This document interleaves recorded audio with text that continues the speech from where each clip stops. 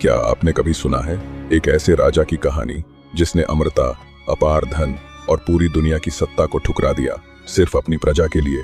एक ऐसा रहस्यमयी सरोवर जो इंसान के दिल की सबसे गहरी इच्छाओं को बाहर निकाल देता था, और एक ऐसी परीक्षा जिसमें हारने का मतलब था पूरा विनाश। आज मैं आपको सुनाने वाला हूं वही भूली बिसरी दिव्य कथा जो सिखाती है कि असली शक्ति तलवार में नहीं, त्याग में होती है। इस कहानी के अंत तक बने रहना, क्योंकि अंत आपकी सोच बदल देगा।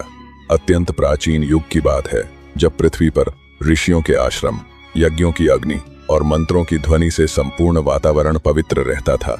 उसी समय मालव प्रदेश में दिव्यव्रत नामक एक धर्मनिष्ठ राजा राज्य करता था, जो न केवल पराक्रमी था बल्कि भीतर से अत्यंत विनम्र और करुणाशील भी था। उसके विषय में कहा जाता था कि वह अपने सिंहासन से अधिक अपने अंतःकरण को पवित्र रखने में विश्वास करता था। एक दिन जब राजा प्रातःकाल सूर्य नमस्कार के पश्चात ध्यान कर रहा था, तभी आकाश में अचानक काले बादल छा गए। बिना वर्षा के बिजली चमकने लगी और धरती में हल्का कंपन होने लगा। नगरवासी भयभीत होकर महल की ओर दौड़े और राजा से रक्षा की प्रार्थना करने लगे। उसी समय एक वृद्ध ऋषि, जिनका शरीर तपस्या से तेजस्वी हो उठा था, राज्यसभा में प्रकट हुए और बोले, राजन, यह प्रकृति का कोप नहीं बल्कि शिवनाभ सरोवर के जागृत होने का संकेत है। राजा ने विनम्रता से पूछा, हे महर्षि, यह शिवनाभ सरोवर क्या है? ऋषि ने बताया कि सहस्रों वर्ष पूर्व भगवान शिव के आशीर्वाद से एक दिव्य सरोवर बना था, जिसमें त्याग, सत्य और तप की शक्ति संचित है। परंतु जब भी मनुष्यों में लोभ, अहंकार और स्वार्थ बढ़ता है, तब यह सरोवर जागृत होकर पृथ्वी की परीक्षा लेता है। यदि कोई योग्य व्यक्ति उसका रहस्य समझ ले तो संसार में पुनः संतुलन स्थापित हो जाता है, किंतु यदि कोई असफल हो जाए तो विनाश निश्चित होता है। यह सुनकर राजा दिव्यव्रत ने बिना भय के कहा, यदि मेरी परीक्षा से मेरी प्रजा का कल्याण हो सकता है तो मैं हर कष्ट सहने को तैयार हूँ। अगले ही दिन वह केवल एक दंड, जलपात्र और मन में ईश्वर का नाम लेकर वन की ओर प्रस्थान कर गया। मार्ग में उसे घने जंगल मिले, जहाँ सूर्य की किरणें भी मुश्किल से पहुंचती थीं। कहीं हिंस्र पशु गरजते थे, कहीं मायावी धुंध राह भटका देती थी। कई बार उसे ऐसा लगा मानो कोई अदृश्य शक्ति उसके मन में भय और मोह भरने का प्रयास कर रही हो, परंतु राजा हर बार मंत्रों का स्मरण कर आगे बढ़ता रहा। कई दिनों की कठिन यात्रा के बाद वह एक निर्जन पर्वतीय क्षेत्र में पहुंचा, जहां नीले प्रकाश से चमकता एक विशाल सरोवर दिखाई दिया।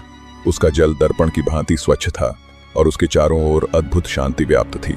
जैसे ही राजा सरोवर के निकट पहुंचा, उसके सामने अचानक उसके जीवन की सभी इच्छाएं साकार रूप में प्रकट होने लगी। स्वर्णिम महल, अपार धन, अमर यौवन, अजेय सेना और संसार पर शासन करने का स्वप्न एक दिव्य स्वर गूंजा, हे दिव्यव्रत, इन सब को स्वीकार कर लो, बदले में केवल अपने त्याग का व्रत त्याग दो। राजा का मन क्षण भर डगमगाया, क्योंकि यह सब कुछ वही था जिसकी लालसा सामान्य मनुष्य करता है। पर तभी उसे अपनी प्रजा की मुस्कान, भूखे बच्चों की आंखें और वृद्धों का विश्वास याद आया। उसने दृढ़ स्वर में कहा, यदि इन सुखों की कीमत मेरे धर्म और त्याग से चुकानी पड़े तो मुझे इनकी आवश्यकता नहीं। तभी दूसरा दृश्य प्रकट हुआ, उसकी मृत्यु, राज्य का पतन, शत्रुओं का आक्रमण और अपमान। स्वर फिर बोला, यदि तुम यह जल पी लो तो अमर हो जाओगे और इन दुखों से बच जाओगे। राजा ने शांत होकर उत्तर दिया, मृत्यु से बचना नहीं, कर्तव्य निभाना ही मेरा धर्म है। यह सुनते ही सरोवर का जल तेज प्रकाश में बदल गया और उसमें से एक दिव्य पुरुष प्रकट हुआ, जो स्वयं त्याग और तप का प्रतीक था। उसने कहा, राजन, तुमने तीनों परीक्षाएं, लोभ, भय और अहंकार पर विजय पा ली है। अब यह शक्ति तुम्हारी नहीं, तुम्हारी प्रजा की होगी। यह कहकर उसने राजा के हृदय में दिव्य ऊर्जा का संचार कर दिया।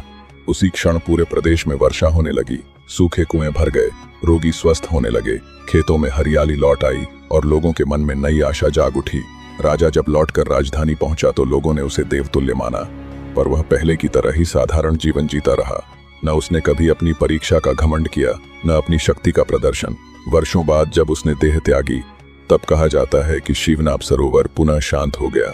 और आज भी हिमालय की गोद में छिपा हुआ उस राजा की कथा सुनाकर साधकों को यह सिखाता है कि सच्चा साम्राज्य बाहर नहीं बल्कि मन के भीतर जीता जाता है। तब कहा जाता है कि शिवनाभ सरोवर पुनः शांत हो गया, और वही राजा वास्तव में महान होता है जो अपने लिए नहीं, दूसरों के लिए जीता है। अगर आज की यह कथा आपके दिल को छू गई हो, अगर इससे आपको कुछ सीखने को मिला हो, तो इसे एक लाइक जरूर करें, ताकि ऐसी कहानियां और लोगों तक पहुंच सकें। और अगर आप भी धर्म, कर्म और रहस्यमयी कथाओं की इस यात्रा का हिस्सा बनना चाहते हैं तो अभी चैनल को सब्सक्राइब करें, कार्मा धारा को, और बेल आइकन दबाना ना भूलें, ताकि हर नई कहानी सबसे पहले आप तक पहुंचे। याद रखिए, कर्म कभी व्यर्थ नहीं जाता और धर्म ही जीवन का सच्चा मार्ग है। मिलते हैं अगली दिव्य कथा में।